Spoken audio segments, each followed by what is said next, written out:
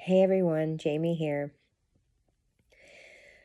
Today I wanted to talk about this idea that as humans, we are meaning making machines. So, what I mean by that is we interpret everything that's happening around us. Jack Canfield talks about this. I studied under Jack. I'm a certified success principles trainer with him.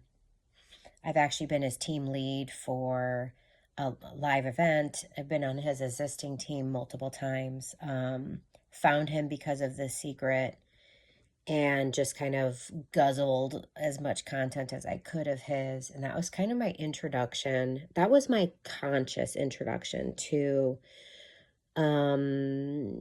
like personal development with a spiritual foundation, if you will.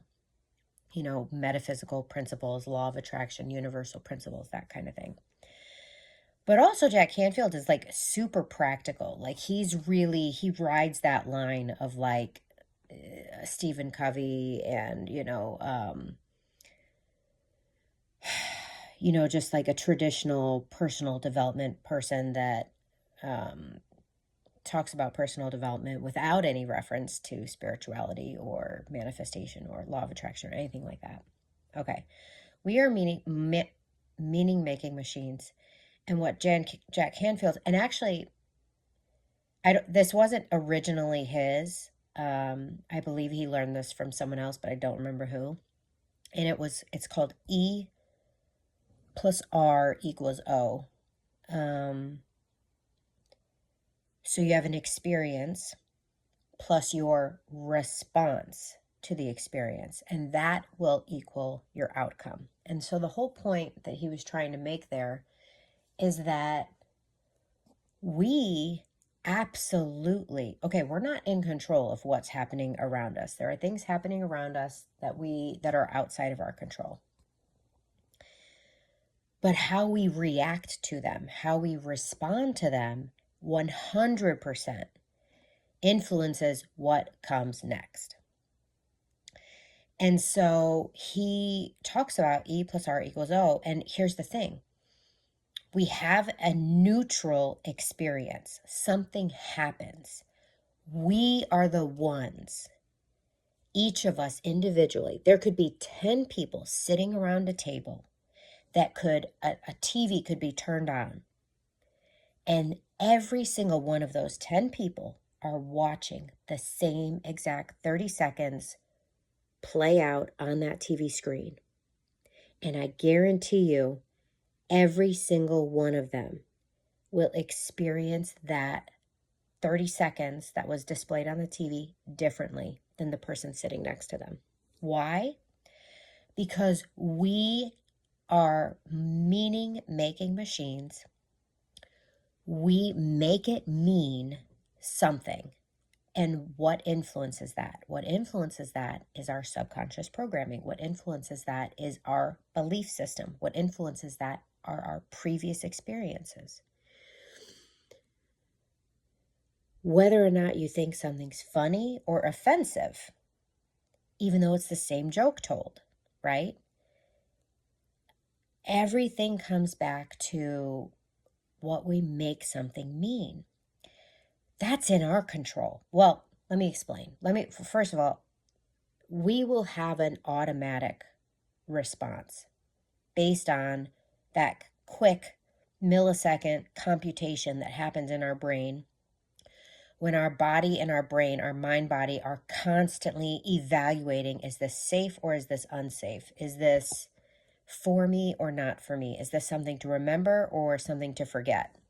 Like our brains are constantly, there's, tens of thousands of, little specks of data and input happening all day long. And our brain's reticular activating system, RAS, is constantly processing all of the input, everything that's happening around us, and saying, like, we don't have to pay attention to this. We do have to pay attention to that. This is safe. This is not safe, potentially, right? and our brain's making that interpretation in a split second. Okay, so why am I talking about this? Well, because even though we can sort of automatically have this like this moment where our brain interprets something a certain way, we have the ability to pause and say, whoa, whoa, whoa, okay, wait, how whatever I just thought made me feel this way, and I don't like how that feels. What was the thing that I just thought? And like, what if I chose not to make it mean that? And this is where I've talked about in previous videos where you go, is that the ultimate truth? So I have an example for you. Yesterday, with my contract work, I was working with a young boy. He was actually like middle school, and oh, my heart literally just broke for him. He was beating himself up. He wasn't just beating himself up.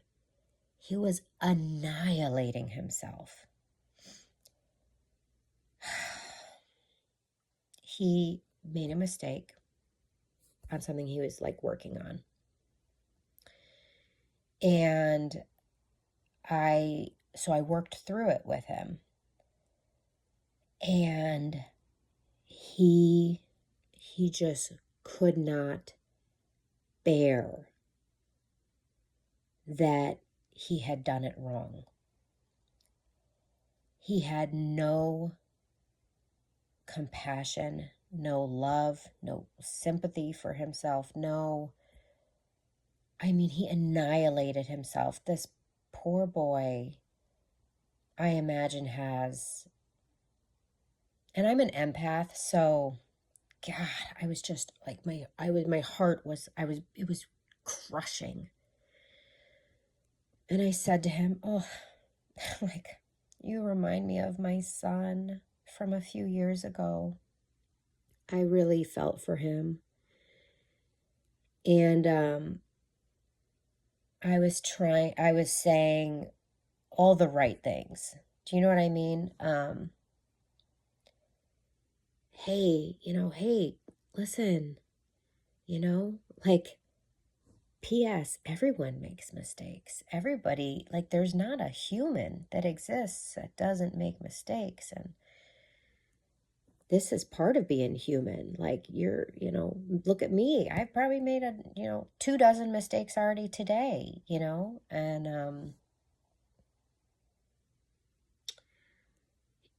in the moment, he did not recover. He didn't recover. And so I personally, by the way, my coping mechanism, my coping mechanism from my childhood and from my my trauma response from my childhood of having sort of like an unstable, sort of like volatile, emotionally unstable, not physically, but just emotionally unstable environment growing up. My coping mechanism for that, my trauma response, is I try to fix the situation. When I'm uncomfortable, when I sense that someone is potentially about to get volatile or have like a sort of explosive rage or just whatever, it's like, it is to be the mediator. It is to be the comedian. It is to insert myself to regulate the environment in order to feel more safe. That's what I learned in my childhood. And so what that looks like is, as an adult, it also looks like always trying to be the fixer, always trying to be the problem solver, always taking it upon myself as my responsibility, my burden to bear, to like make someone feel better. And so when I see someone hurting and when I see someone having such a hard time, and when I see someone beating themselves up, of course, my heart goes out to them, and I just don't want them to feel that way. I want to take that away. That's also comes from like a childhood of trying to be perfect, trying not to rock the boat, trying not to say the wrong things. And so I think on some level, not only did I see my son in him, but on some level, unconsciously, it was like my younger self, you know? Here's what I wanted to get to. This is sort of like going all over the place, but I walked away from it feeling like I didn't make a difference. And I noticed when I got home and when I was doing like journaling and stuff,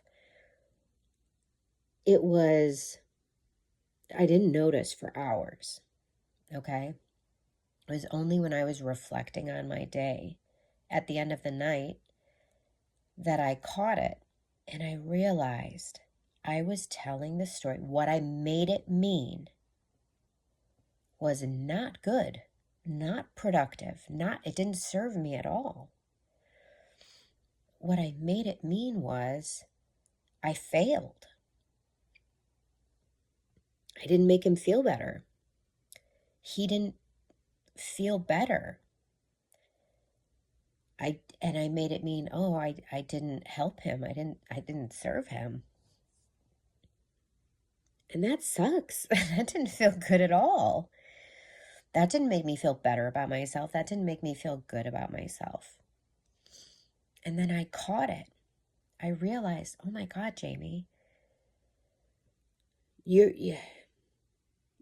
how the fuck do you know what difference you made? For all you know, that was a life-changing interaction. But you're assessing that because in that moment you weren't able to turn his frown upside down, that you didn't have an impact on him. There's this beautiful quote that I'll both say I'll never forget, but probably won't say it correctly because that's just who I am, for the most part. I tend to have a difficult time repeating quotes exactly, so please don't hold me to it. But you never step so softly. Oh God, I'm gonna mess it up. You never step so softly that you don't make an impact. Ugh, I'm just butchering it. I'm just so butchering it. I hate that I'm butchering it. The bottom line is, there is no interaction that is so small that you don't leave an impression with someone, that you don't have an impact on them. And the bottom line is, I can walk away from that feeling amazing about myself, feeling like, oh my God, I just did such a great job. Oh, so blessed. I'm just so happy that the universe put me in his path. I can set an intention too. I can say my intention is that the time I spent with him really it is meaningful to him, and it opens up the door, even the slightest little creak, like it opens up the door even in the most slightest way, helping him see that there's nothing wrong with him. He's worthy and deserving of unconditional love, no matter how many times he fails, no matter how many mistakes he makes, no matter how imperfect he is. That would have been very empowered. And so that is what, again, and by the way, whenever we figure this out, it's never too late, and it's always in perfect divine timing. So when I realized that I was interpreting this interaction so poorly, as if I did a terrible job, as if I failed, it was one of those light bulb moments. I was just like, geez, James, like, first of all, it's not your job to save anyone. It's not my job. It's not my responsibility to bear anyone else's burdens but my own. Each one of us are sovereign beings. We are spirits that come into a physical body for a physical experience, and then we return to the spiritual realm. That's my personal belief. Each one of us. That means everyone is here to live their own life experience. We are not here to live anybody else's life experience. Now, obviously, I am a mother, and so I do obviously have responsibilities to my young children as they grow into adulthood, right? Like, obviously, there's that, and it is not my job to live their life either. Yes, I set rules. Yes, I set boundaries. Yes, I do everything I can in my power to set them up for success. But ultimately, I'm also I'm scaffolding so that they are figuring things out along the way and learning, and I'm there to support them as needed, but also to allow them to have their own life experience. So this is just a reminder. This applies to literally every thought that you have, every belief that you have, every program that exists within you subconsciously. Our minds are malleable. You can teach an old dog new tricks. We can have new beliefs. We can upgrade our programming. All of that is possible. It's called neuroplasticity. We are not just stuck with what we've got, but it does take time and effort and consistency and repetition. So the point I'm making is, if something makes you feel like shit, this is a good intention to have, is something along the lines of, I intend to notice more and more quickly throughout my day when my mood shifts. That would be a great, just kind of basic intention to set. And then what happens is you go, God, like, I feel like shit. Why do I feel like shit? Why do I feel like shit? Oh, okay. Because I tried to make that boy feel better, and it seemed to me like I wasn't successful. It seemed to me like I failed. And then I felt like a failure. And then I told myself, well, you clearly suck because you weren't able to make him feel better, right? Like, and then you go, oh, okay, that's when you question it. But is that ultimately true? Do I suck? Am I a failure? Do I even know that I didn't have an impact on him? Just because he's not like jumping around and jolly doesn't mean I didn't have an impact on him. Okay, and does this mean I'm a failure? No. First of all, I don't even know that I failed. That's not even a fact.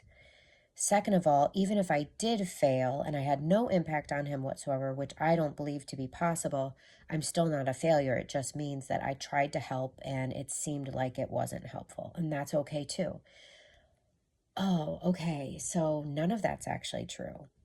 In fact, if I am, as a conscious creator, wanting to set an intention and hold the vision for an outcome that I actually desire, right now I am channeling all of my energy towards the intention that it had incredible impact on him. Yeah, he wasn't jumping around jolly, but that does not mean anything. He took it to heart. It meant the world to him that there was an adult in his life that said nourishing, positive, uplifting things to him. And for all I know, that is going to carry him and really make a difference. And maybe it was a turning point for him that literally changes the trajectory of his future, and maybe he starts to have some semblance of self-esteem and think more highly of himself. All this is possible because I nourished him with my loving presence. Ah, God, that feels so much better, right? Literally the exact opposite of what by default I felt leaving that interaction, you know? So we get to do this for literally any and every time something happens and we don't feel great about it.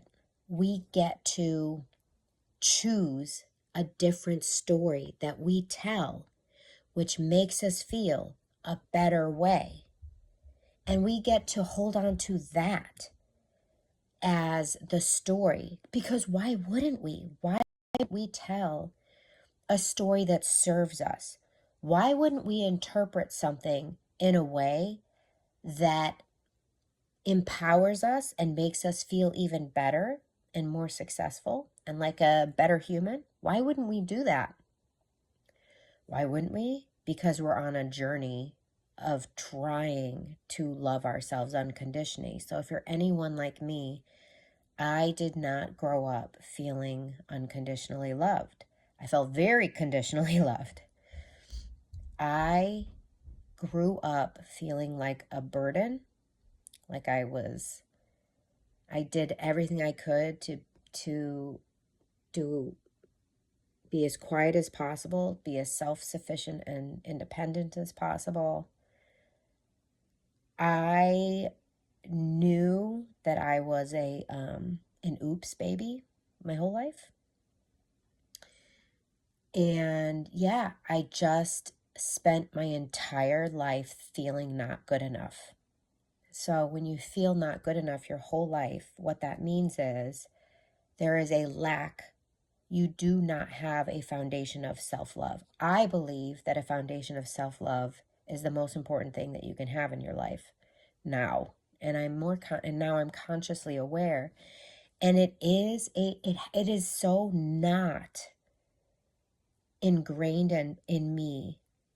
It is not my subconscious programming from my childhood to have unconditional self-love. And so it's something as an adult in the last 5 to 10 years that I have had to consciously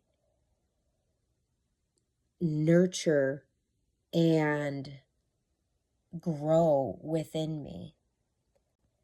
And I really do honestly feel like the majority of the world need that as well. I feel like the majority of the world does not have that foundation of unconditional self-love, and it makes a huge difference. So anyways, I love where this went. I hope that you find this useful. I hope that this is, maybe it even feels like relief. We are responsible.